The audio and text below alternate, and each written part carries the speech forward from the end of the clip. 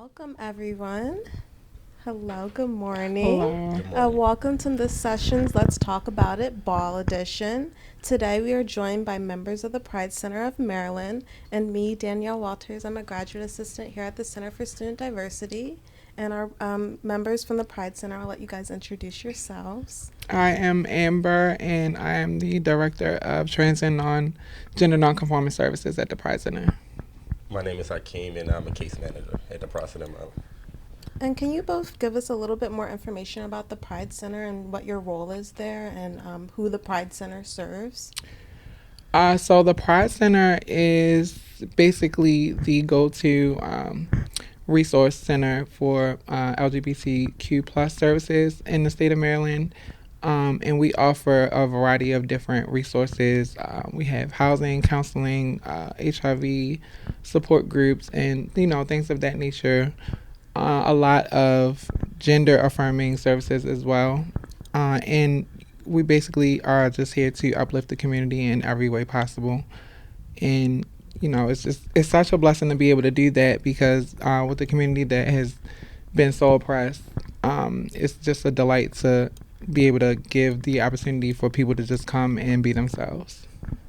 Yeah, I agree. She pretty much summed it up.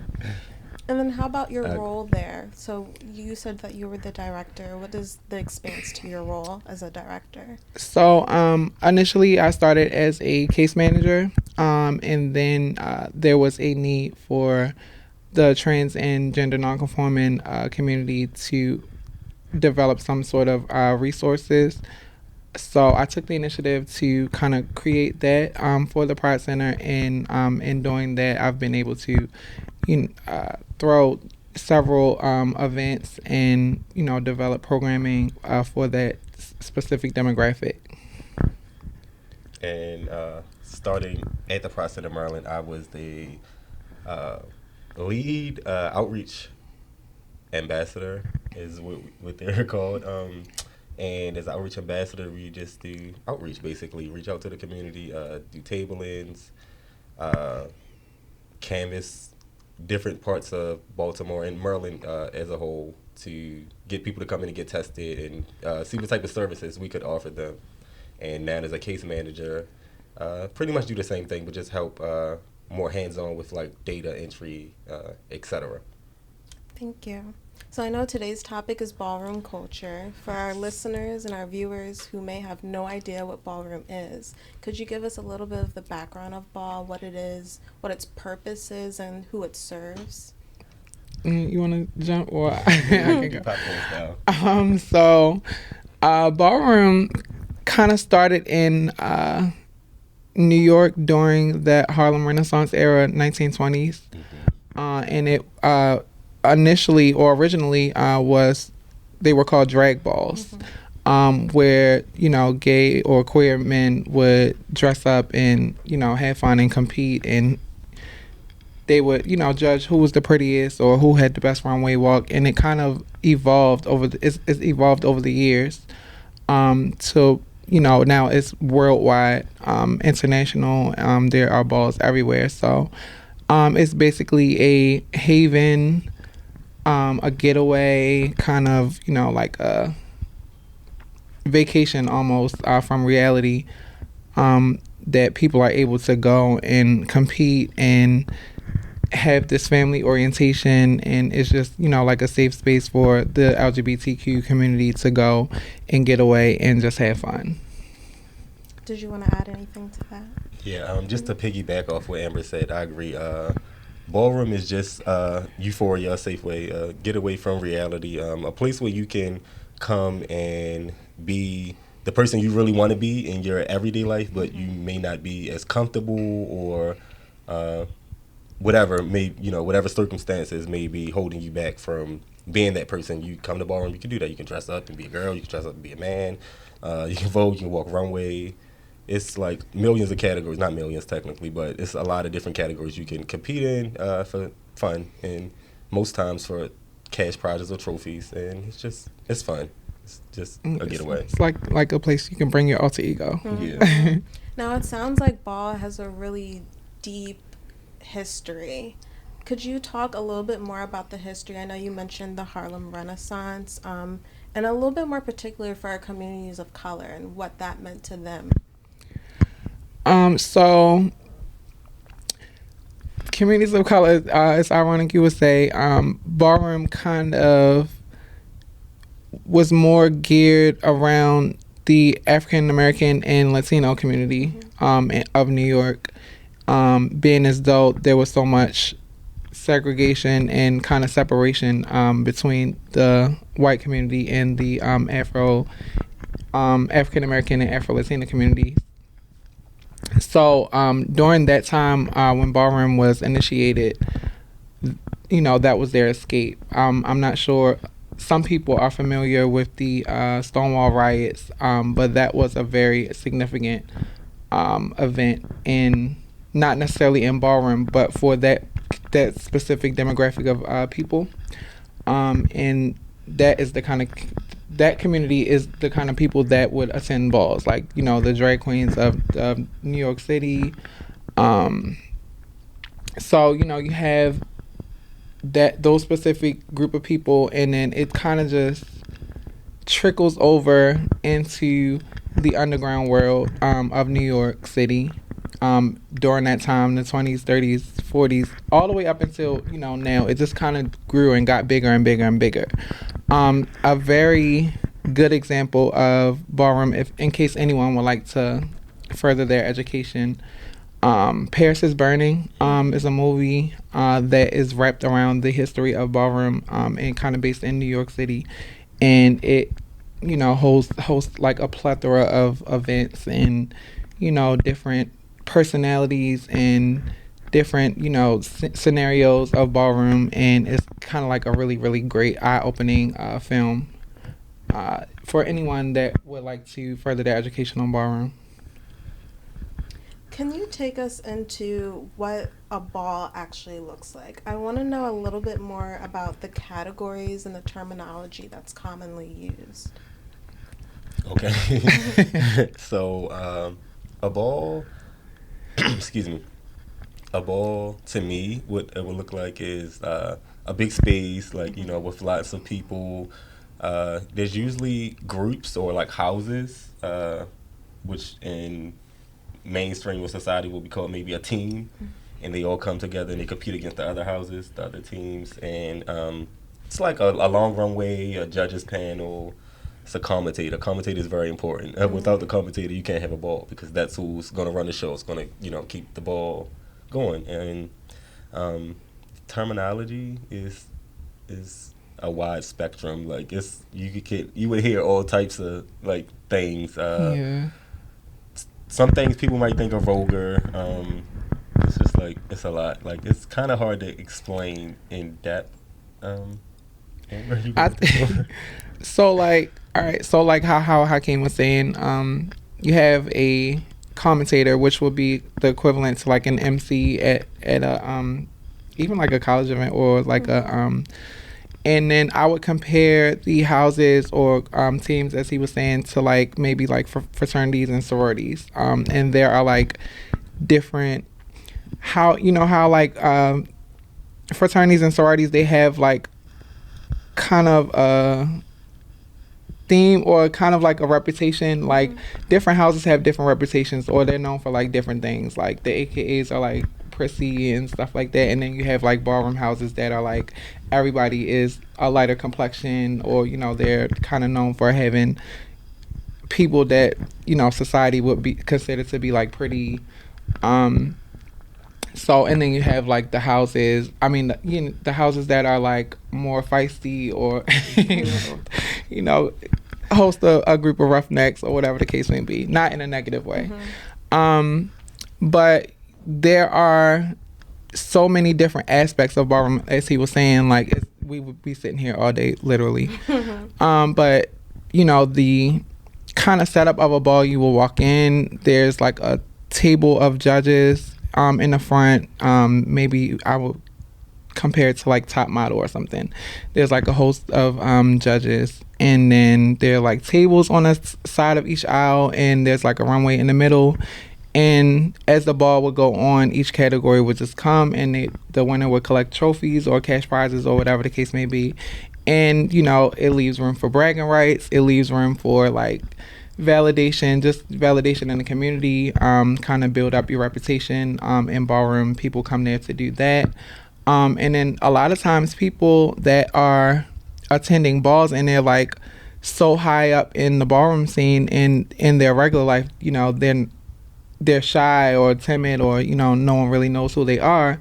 But like I was saying earlier, like ballroom is like a release. It's like an escape. So you can come to balls and be whoever you are, and that's what kind of makes it a safe haven, because you're not being you're being judged, but you're being judged within your community. And it's a totally different judgment. Considering the fact that with the heterosexual community always condemning the LGBTQ community, always being scrutinized by the heterosexual community, and just to be around your peers and be able to feel comfortable, it's a totally different feeling. Mm-hmm. It's safe. Yeah. I think for a lot of people, when they hear the word ball, just ball itself, especially those who may not know anything about what ball is and the culture, I immediately think gowns, fashion. Like, could you talk a little bit about the fashion that goes behind ball, and like, I guess that artistic creativity that it really takes to fully immerse yourself in that culture? So that is really the fun part. Getting ready. I've been walking. I'm 33 now. Don't tell anyone. Don't look it. But I've been walking balls since I was about 15, 16 years old, maybe. And since then, I have had the most fun getting ready. Like getting the costumes, we would call it effects. But I guess you would compare that to like costumes or outfits or whatever the case may be. But just getting ready, coming up with the concept. So how it works is whoever's throwing the ball, they will write the categories, and based on the categories is how you would know what you're supposed to be wearing. And then you just take your creative mind from there and make it into your own, and kind of your own interpretation of how the category was written. So my take on that has always been to, kind of brainstorm. I'm pretty creative, like arts and crafty, but a lot of people go to designers and they'll get designers to make their effects, and it can be very costly. I'm not even going to lie. I've been to designers and I've paid over $1,000 for effects to be made over the years, and I don't regret it because it's all in fun. And I have a very competitive spirit, and I think that's healthy to have sometimes, especially in ballroom, because you can't be a pushover if you want to walk balls. You have to be competitive, you have to be confident, you have to be all of those things, and if you want to succeed, if you want to move forward in ballroom. But just the different categories, they call for like different effects, different type of effects. A lot of times people that Vogue and things like that, they kind of wear like tighter things like cat suits and kind of stuff like that with all different kind of embellishments and things of that nature. And then the face category, which is kind of like a beauty competition, I would compare it to, they wear the gowns. That's where the gowns come in. I know you're saying about the gowns, but the gowns come in during the face category, and beautiful gowns. Beautiful gowns, yeah. Beautiful gowns, in the words of Aretha. But yeah, so like different, I walk runway. So the runway effects are kind of the most, I don't want to say complicated, the most detailed effects, kind of the most drastic, the most outlandish, aside from, there's another category, it's called Bizarre. And Bizarre is kind of like something that you will see that's out of this world. But back to runway, the runway is kind of like the most look forward to category in terms of like effects and like what is this person going to be wearing, what is this person going to be wearing, and it kind of takes a toll on how the community respects you how much money you spend on the effects. People have effects that light up. People have had effects with LED screens on the back. Like, there's just been so much evolution in terms of like runway from, like I was saying back then all the way up until now. Like, it's just crazy. People spend crazy money on effects. Hakeem, are you also spending $1,000? No, see, well, I walk realness. I walk realness and best dress. So, well, yes, I have spent up to $1,000 before, maybe, on like best dress. Best dress is a category where you would ideally wear like a suit, maybe like a suit and tie and like some really slick shoes, and you gotta have like the matching glasses that'll complement your watch, that'll complement your earrings, that'll complement your nose ring, that'll complement your everything has to match, like for you to be best dressed. So if you want to win the the category, but my my first category is realness. So for instance, male figure realness, schoolboy to be exact. Meaning, I look like a heterosexual man that could be in school, a college student, a high school student, whatever the case may be, to the blind eye. Mm-hmm. But in actuality, I am a homosexual male. But so for example, maybe if the category was calling for bring it as a toy soldier, I would maybe wear like some Nike boots or some Timberland boots and like an army fatigue hat and like some army fatigue pants, that type of thing. Just just like to piggyback off of what Amber was saying. I'm sorry, I'm so tongue tied. It's okay. You just basically read the category and whatever comes to mind, to your mind, whatever the category is saying to you, that's how you bring it. That's how you show up to the ball. You both have mentioned a lot of different categories. So for our viewers and listeners who have no idea what a category is, could you describe what a category is? And then also, do the categories change, or do they typically, have like a staple category for every ball?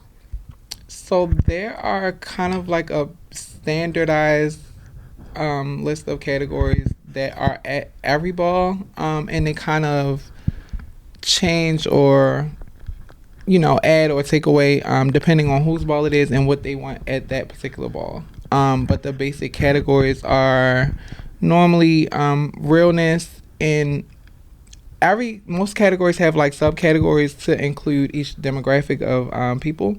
So like realness will be separated from like femme queens, which will be trans women, and then trans man, and then butch queen, which would be gay or queer men. In women's, which will probably be cis women. So those are kind of like the sub categories in every category, but it's kind of like realness, runway, performance, which will be voguing, and face. I'm trying to think, what am I missing? Best dress, what Hakeem was explaining, and I'm sure I'm missing something. Yes, a lot of categories like bizarre, hand performance. Yeah, so those bizarre hand performance and things like commentator versus commentator, things like that aren't always at every ball, but you might get them at every other ball or whatever, or how, depending on the size of the ball. But yeah, like realness, performance, face, best dress, runway, those are kind of like the main categories. Now, do these categories ever change depending on location? Because I know you mentioned a little bit how ball has become essentially now worldwide, but it has a lot of its roots here in the U.S. Yeah. So have you ever traveled to another city and noticed things are a little bit different here? So I would say pretty much everything in the U.S. is kind of like on the same page, and I think now Paris has a very extensive ballroom, and it's it's kind of getting more and more out there. So like Costa Rica has a ballroom scene, Puerto Rico, even China. Like, it's just becoming so big. Like, I'm pretty sure like the ninjas, Willie Ninja and Benny Ninja, they are kind of like the initiators of like the whole ballroom movement, kind of publicized in New York. And I'm sure that they would have never imagined that Ballroom would be like this big. And the whole concept of trying to come into Ballroom and make a name for yourself. You start out in as a star or a statement, they would say, and then you kind of like graduate. So there are like different levels to your ballroom status. So you would graduate from a star or a statement into a legend, to an icon, to a Hall of Famer. So in terms of that, like in the growth of ballroom, like it's just kind of like out of this world how people have come, and it's just grown to this, and it's international, and it's like it's a pleasure to see. The category descriptions change, or they vary literally most likely every ball, but the categories won't change, if that makes sense. Like, so it'll always be like the standard, like she said, realness, runway, phase, realness, runway, phase, performance. But like the category descriptions, like maybe this ball you gotta wear pink, this ball they want you in a cheetah print leotard. Like, so yeah, if that makes sense. And I love that we've been able to see the growth of ball, but also I feel like more currently we're seeing more like mainstream representation. Shows like Pose, Legendary. RuPaul's Drag Race has been out for I think over 10 years now. So. But RuPaul's, I want to be very clear. RuPaul and ball are not equivalent. And it's kind of awkward even having that conversation. Especially amongst the heterosexual community, they just kind of reference anything gay with anything gay, and and I use the term gay, as a umbrella. But everything is not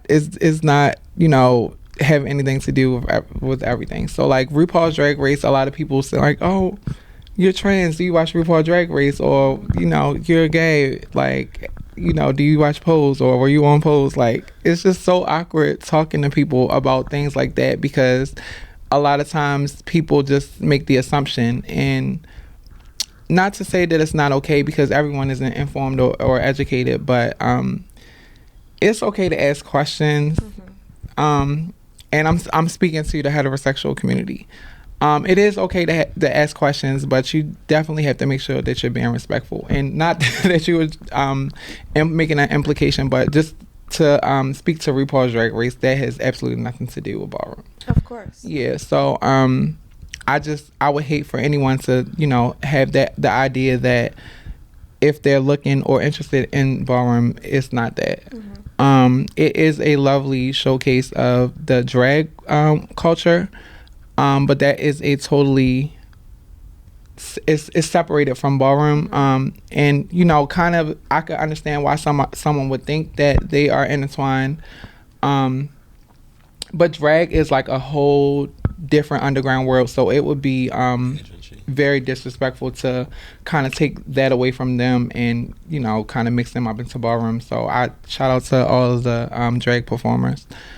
But ballroom is something sacred to a lot of people, and the drag competitions are something very sacred to people. And they are having to be separate. But yeah, there's that. Yeah, I'm glad that you mentioned that, because I feel like in terms of like mainstream and just streaming services in general are pushing out a lot of shows so quickly. So I think a lot of people turn to media like that for that representation. But in terms of like the future of ball culture and also the future of media, do you feel like there's ever like cross paths where media is pushing out so many different TV shows and movies that are inaccurate representations, or vice versa, people are viewing them as their sole way of learning that information? What do you think? I think that there are very good intentions with these producers that are pushing these shows that are wrapped around like ballroom culture, like Pose and Legendary and things of that nature. Some are more accurate than others in terms of what actually goes on. I think that Legendary was kind of a watered down. And it's appropriate because balls can be very vulgar. And it can be very explicit, and there are naked men and women, walking around and breasts out and genitals hanging all over the place. So I understand, the need to kind of like censor it a bit. But it does give off a false representation of what actually happens at balls. But I do applaud the producers of Pose. I felt like it was a pretty accurate representation of like even just the life, like the behind the scenes was like so it was so relatable. And watching Pose, it was like, oh, I've been in this situation, I've been in that situation, and it was very heartwarming to be able to experience like my story on TV, Hakeem's story on TV, and we're just now getting back into that. There hasn't been that representation, so I'm just happy to see that we're moving forward to where as though people are able to digest those things on national television, and just be able to have representation and someone to be able to sit home and kind of relate. And your reason for crying is because you're in a situation, or you're viewing a situation that you've been in, and there's family TV, there is like fashion TV, there's all of these different genres of television, and now there is this representation of the LGBTQ community, and it's just like a breath of fresh air. Yeah, I would agree. I would agree with everything you said. Actually, Pose was a great show. I loved it. It was very interesting. It was a lot of ups and downs in the show. Like Amber said, it was very relatable to a lot of people. A lot of people I know, like she said, I saw my story in there a few times. Maybe it's something I went through in the past, but like she said, it's kind of watered down. Yeah, actual ballroom is a bit more, like she said, explicit. You gotta have tough skin. You gotta have tough skin, for lack of better words, because if you don't, you won't succeed. You won't succeed. But it's fun. It's don't get the wrong idea. It's fun. It's competitive. It's all in good spirit and good nature. But yeah, it's just you gotta have tough skin. It's preparing you for the outside community, the outside world, and you can have fun doing it. Yeah. Thank you for saying that. No problem. And then in terms of ball in the future, what do you think that's going to look like? I'm scared of the future. I'm scared of the future outside of ballroom. It's like they shut down, so much stuff going on in the government. Like, I don't know, they might tell us we can't even have balls. But no, I think that ballroom is growing in a very positive direction, and the idea that it's now international, it seems to me that it's kind of inevitable to hold back the growth of ballroom. Like, it's just getting bigger and bigger. There are shows, there are movies. It's being brought back. I know Madonna in the 80s, she brought ballroom to music. And we're seeing a lot of that lately in the music videos and things of that nature. So it seems to be branching out into so many different aspects of entertainment. And I think that in the future, it can only get bigger. Like, I don't see it, I don't see it digressing. I don't see it kind of minimalizing at all. I just see the expansion, and, that's great. It's great. It's so many opportunities for our community. It is financial growth. It's just so many positive things about the growth of ballroom, and it puts people in positions to better themselves. And I think that is what I kind of connect with. I think that is wonderful opportunity for people who don't necessarily have the educational background, or people that don't necessarily have the business background or a professional background, and it allows people to use what they have to get what they want. You know, you got to start from somewhere if you don't have the education, but you can vogue your tail off, whatever the case may be. It just allows opportunities for people that are like not in a perfect situation to succeed in life, and it gives them a chance.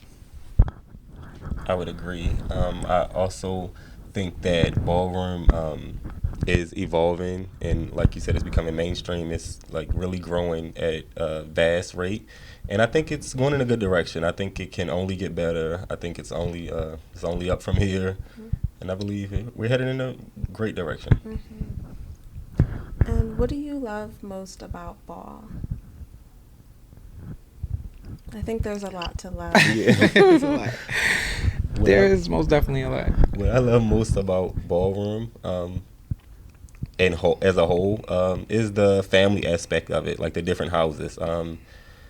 Most times you find like lifelong friends, and you find bonds, and you build bonds with Yeah. people that you know them till you get old and die. Like I know, like in the ballroom scene, most people have like gay parents or gay mothers and fathers, which are like the mother and father of your house, and they just help groom you for every ball. If you don't have a place to stay, 9 times out of 10, if they're financially stable in life, they'll find a place where you stay or let you stay with them. They're your another safe haven, a form of refugee. That's what I like most about ballroom. I would agree. Over the years, I've experienced so many different things in ballroom, and there are things that I've loved, and there are things that I don't necessarily agree with, or whatever the case may be, and that's just life life period. But what I do enjoy most about ballroom is watching people express themselves in a way that they aren't able to express themselves in society. It's just a joy to me to see so many young people, African American people, Latino, even I'm here for everybody. But it's just such a pleasure to see people able to come together in a positive way and express themselves and showcase their creativity and talent. And even the support from families, like people bring their moms and dads are even coming to balls now. And it's just such a joy to see parents supporting their children that are a part of this community. That is very important. Family support is something that I'm really, really big on. I always encourage parents to come out and watch their kids do what they do. And I just find that important. I can't express that enough. Like, if you are a parent of an LGBTQ plus child, be there for them. That is one of the most important things that you can do. Don't ever shut your child out. If they're sneaking out the house, find out where they're going and go there with them, because 9 times out of 10 they're going to a ball, because that's where I was going. At 15, I was sneaking out of the house. I was going to balls, and maybe me and I had a pretty decent relationship with my dad. But had he known I was going to balls, maybe he would I want to go. But I would have loved to have him there supporting me. So that is something that I love most about balls. Like Hakeem was saying, that family aspect. There's whether you're escaping from your born family and just able to connect with your chosen family is just a blessing. I want to thank you both for coming here today and also sharing all this information, especially for those that had no idea what ball culture was. I really loved hearing you talk about just that strong sense of community, especially that this is something that is worldwide. Just the thought that so many people have been able to build strong knit communities in areas where they may have not felt that same love outside of those walls. Yeah. So thank you so much for sharing that same love, that same support, that same community for those that may have not even known that it existed. No doubt. Thank you so much for having us. And everyone, I want you guys to be on the lookout for Pride. Baltimore Pride is coming in June 23rd through the 25th. And I think the festivities start on June 19th. So just be on the lookout. Baltimore, the PrideCenterofMaryland.org. you can find out what's going on for Pride this year. Thank you. That's the pridecenter.org. The Pride Center of Maryland.org.